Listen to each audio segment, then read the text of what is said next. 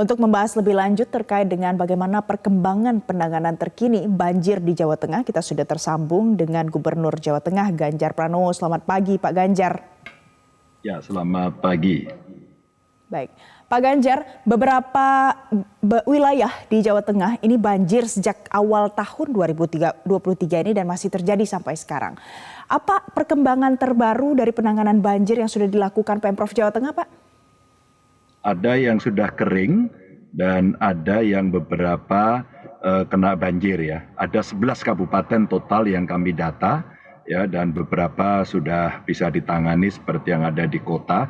Kecuali kemarin ada wilayah perumahan yang tanggulnya jebol. Ada dua wilayah, yang satu di tepi pantai di Marina dan yang satu ada di agak masuk ke kota. Jadi penanganannya sampai hari ini masih jalan. Wabil khusus kita mencoba untuk mendorong adanya modifikasi cuaca dan kami dibantu oleh BMKG, oleh BRIN, oleh BNPB ya, dan Angkatan Udara. Jadi ini beberapa penanganan yang dari hulunya sehingga intensitas cuaca yang memang ekstrim di beberapa tempat coba dilakukan rekayasa dengan modifikasi cuaca, itu di hulunya. Pak Gubernur, ini kan sudah lebih dari 1 minggu. Ada juga yang masih tergenang banjir dan ketinggiannya cukup tinggi. Apa sebenarnya yang menyebabkan air di daerah-daerah tersebut masih belum surut sampai sekarang? Ya, daerah-daerah tersebutnya mesti dijelaskan secara detail ya, karena dramatisasi sejak awal tahun dan belum kering-kering itu sebenarnya agak berlebihan ya. Saya masih ingat ini catatan aja sih buat Metro, waktu saya diwawancara di Stasiun Tawang itu udah kering loh. Tapi gambar yang ada di Metro saat itu banjir gitu. Jadi saya tidak mengerti, padahal saya di Stasiun Tawang. Maksud saya gini, ada yang memang belum kering dan saya tidak tahu gambar-gambar itu diambil pada tanggal berapa. Sehingga saya agak sedikit memberikan catatan saja pada Metro, sehingga biar kita fair dan kemudian bisa memberitakan secara berimbang. Yang beberapa belum kering, memang ada beberapa daerah yang sifatnya cekungan, termasuk di daerah yang land subsidenya cukup tinggi, wabil khusus yang ada di sekitar Sayung itu antara Semarang, Demak, termasuk juga yang ada di Pekalongan Kota. Nah, ini yang butuh perhatian secara khusus karena penyebabnya ada dua, satu curah hujan yang tinggi, dua land subsidence ya, yang kemudian orang menyebutnya sebagai kondisi rob. Namun demikian beberapa yang memang sifatnya darurat bisa ditangani. Kemarin dari Kementerian PUPR ya, Balai Besar Wilayah Sungai, pemerintah kota kabupaten kita minta untuk membuat satu respon-respon cepat, umpama seperti penambahan pompa air dan sebagainya, sehingga ini bisa membereskan beberapa tempat yang tergenang yang tidak biasanya tergenang. Tapi Mbak, ada yang di Kudus, ada yang di Pati itu pasti tergenang. Dan ini agak lama biasanya, karena itu daerah cekungan. Maka waktu rapat koordinasi dengan seluruh bupati wali kota, termasuk hadir BMKG dan BNPB, kami mendapatkan masukan-masukan dari para bupati yang menyampaikan bahwa rasa-rasanya Pak perlu dibuat sodetan sungai, rasa-rasanya Pak ini perlu dibuat embung, bahkan ada yang meminta bendungan, sehingga air itu nanti tidak mengalir begitu saja atau menggenang begitu saja, sehingga lebih bermanfaat untuk masyarakat. Begitu. Baik. Mungkin Pak Ganjar terkait dengan gambarnya pada pagi hari ini mungkin masih airnya ketinggiannya bisa mencapai lebih dari 100 cm, kemudian turun perlahan. Misalnya tadi pagi saya juga sempat dapat informasi terbaru di Pati ini juga masih terendam banjir. Kemarin ini gambarnya bahkan harus warga naik perahu pada saat akan keluar dari rumahnya. Kalau di Pati sendiri kondisinya seperti apa Pak sekarang? Ya, di Pati bukan seluruh Kabupaten Pati, Mbak. Ada beberapa daerah dan saya kebetulan pegang data juga. Saya kalau Metro mau datanya saya bisa share juga ya. Di Kabupaten Pati ini ada 7 kecamatan terdampak, ada 48 desa terdampak, dan 18.217 jiwa terdampak, 569 jiwa mengungsi, dan ada 37 infrastruktur yang terdampak. Jadi artinya ada beberapa yang memang daerahnya itu perlu kita dapatkan perhatian. Tapi ada beberapa daerah di Pati itu memang dia berada di daerah cekungan. Ya, di daerah cekungan ini perlu rekayasa khusus karena masyarakat sudah ada di situ, tinggal ada di situ. Bahkan beberapa rumah itu dia punya perahu. punya perahu dan disiapkan sehingga sejak saya jadi awal jadi gubernur, Bapak Ibu nggak pengen pindah, nggak Pak, itu udah biasa katanya. Nah yang begini-begini ini mesti diselesaikan dengan sistem pemompaan begitu ya. Sehingga kalau Anda mau bicara lagi atau masih mau berdebat soal gambar, fairness-nya nggak apa-apa, dikasih aja itu tanggal berapa, tempatnya di mana, nanti kami bisa jelaskan, jangan sampai seperti kejadian di stasiun Tawang itu Mbak. Baik, mungkin soal Stasiun Tawang, tapi kita akan update terus bagaimana sebenarnya kondisi terkininya di sana, begitu Pak Ganjar. Kemudian kalau kita bicara soal logistik, kebutuhan air bersih, makanan, kebutuhan sehari-hari juga di sana, apalagi di pengungsian, dilaporkannya ada 12 titik. Mungkin ada penambahan lokasi pengungsian di sana, bagaimana pemenuhan kebutuhannya Pak Ganjar? Oh, kalau soal kebutuhan semuanya terpenuhi Mbak, bahkan saya share melalui medsos saya, medsosnya BPBD dan kabupaten kota ya. Mereka kita minta untuk memastikan satu dukungan logistik, tempat pengungsian, lalu kemudian bagaimana spirit gotong royongnya dari banyak kelompok-kelompok masyarakat yang membantu, TNI Polri begitu ya, termasuk kelompok-kelompok sosial yang ada. Nah kalau kurang, udahlah telepon gubernurnya pasti saya kirimi gitu. Jadi tidak sulit dan untuk konteks logistik kita masih bisa memenuhi dan insya Allah sampai hari ini masih cukup. Ada tidak tim khusus yang ditugaskan untuk memantau bagaimana lokasi pengungsian warga-warga yang terdampak banjir di sana? Ada dong Mbak, sistem pemerintahan ini bukan tiba-tiba lahir hari ini ya, tapi kemudian ada sistem yang berjalan.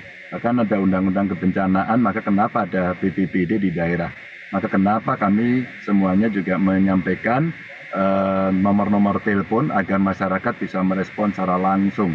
Dan pekerjaan ini tidak bisa diselesaikan sendiri, maka ketika curah hujan yang sangat tinggi, bahkan seharusnya masih tinggi itu, kita coba lakukan modifikasi cuaca karena teknologi ini ternyata cukup membantu.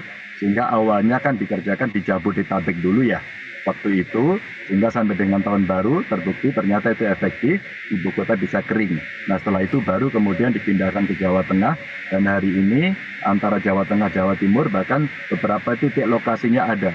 Kurang lebih setiap hari ada sekitar 4-6 penerbangan yang dilakukan sehingga bisa mengurangi curah hujan yang tinggi itu sehingga bisa kita kendalikan.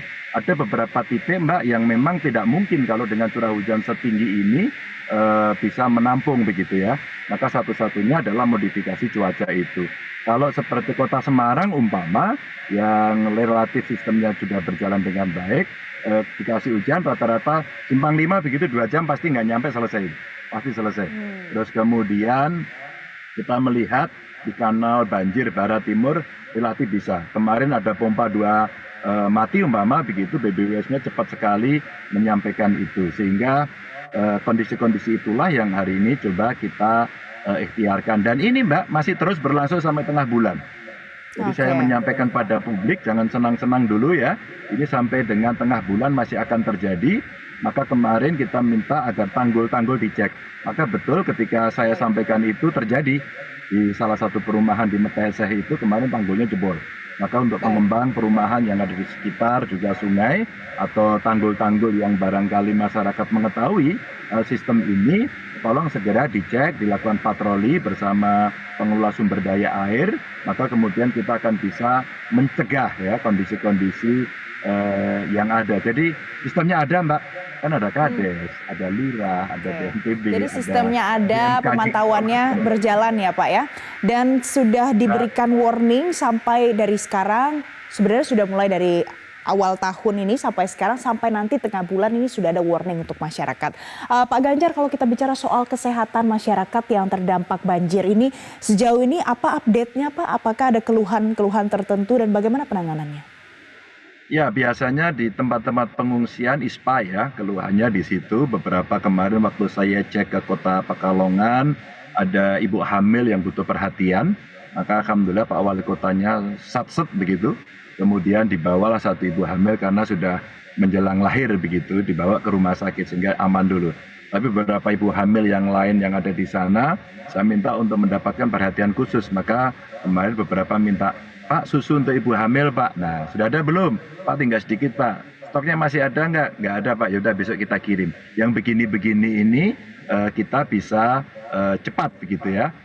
Sehingga beberapa yang kondisinya sudah membaik ya kita sampaikan. Ya seperti judul ini lah, tak kunjung surut. Yang di mana itu gitu. Enak ya Mbak ya fairnya. Umpama yang sudah Iya, surut, beritakan yang surut begitu. Ini iya kan Pak dramatis Ganjar. judulnya. Oh, tapi kalau memang sudah surut kita akan beritakan yang sudah surut, tapi kalau belum Ya ternyata beritakan kan seperti di stasiun Tawang itu loh Mbak. Saya berikan catatan agar cover both side dong. oke, boleh Pak Ganjar. Nanti kita akan cek lagi seputar stasiun Tawang itu bagaimana kondisi terkini di sana sekarang. Pak Ganjar, kalau dari dampak bencana banjir ini pasti juga merembet ke soal ekonomi, mengganggu logistik, kegiatan ekonomi. Sejauh ini bagaimana kerugiannya Pak dengan banjir yang sudah terjadi sekian lama ini? Ya sementara kemarin kita coba menghitung ya ada yang rumah roboh ya kita coba perbaiki kurang lebih kemarin hitungannya 16 miliar ya. Tapi dugaan saya lebih ya, dugaan saya lebih. Hanya yang dihitung adalah kerusakan, terus kemudian sawah terendam yang tidak bisa panen begitu. Namun saya kira pasti lebih karena beberapa transportasi yang kemarin tergenang umpama di Kaligawe itu juga butuh effort yang lebih begitu ya, sehingga macetnya transportasi pasti akan membuat itu rugi begitu ya, yang usaha, termasuk yang ada di Karimun Jawa. Karimun Jawa ini remote area, kemarin juga sama Mbak, BBM-nya tidak bisa terpasok dengan baik, Pertamina juga belum bisa mendorong dengan cepat, maka kami koordinasikan dengan Kasal langsung, saya kontak Pak Kasal, Pak Muhammad Ali, kemudian dibantu dengan kapal KRI sehingga kita bawa BBM, bawa logistik, itu untuk mengurangi kondisi-kondisi. Kalau enggak kan kita bahaya Mbak, nanti enggak ada suplai, makin sedikit pasokan makanan, makin sedikit pasokan BBM, ini akan bisa membuat inflasi. Jadi kami mencoba untuk mengerahkan seluruh kekuatan yang memang kita tidak punya peralatannya begitu ya. Sehingga kenapa kapal KRI Makassar kemarin juga membantu mengirimkan ke remote area itu kondisinya. Maka saya minta satu persatu yang sekolahan mana, yang rumah ibadah mana, yang rumah mana, yang individu-individu, coba kita inventarisasi agar nanti kita bantu. Ini saya on the way ke Brebes juga melihat di sana beberapa sudah kering, namun demikian masyarakat masih bergotong royong, bekerja bakti begitu. Nah saya mau minta nanti mana-mana rumah-rumah masyarakat yang rusak agar kita bisa bantu memperbaiki. Begitu Mbak. Baik, baik. Jadi mudah-mudahan nanti yang masih banjir cepat surut karena sudah banyak upaya yang dilakukan oleh pemerintah. Yang sudah surut nanti akan diberitakan kalau memang sudah surut untuk memastikan kepada publik pemerintah hadir untuk kehadiran para korban yang terdampak banjir. Dan kemudian terima kasih Pak Ganjar Pranowo, Gubernur Jawa Tengah sudah bergabung bersama kami pagi hari ini di Selamat Pagi Indonesia.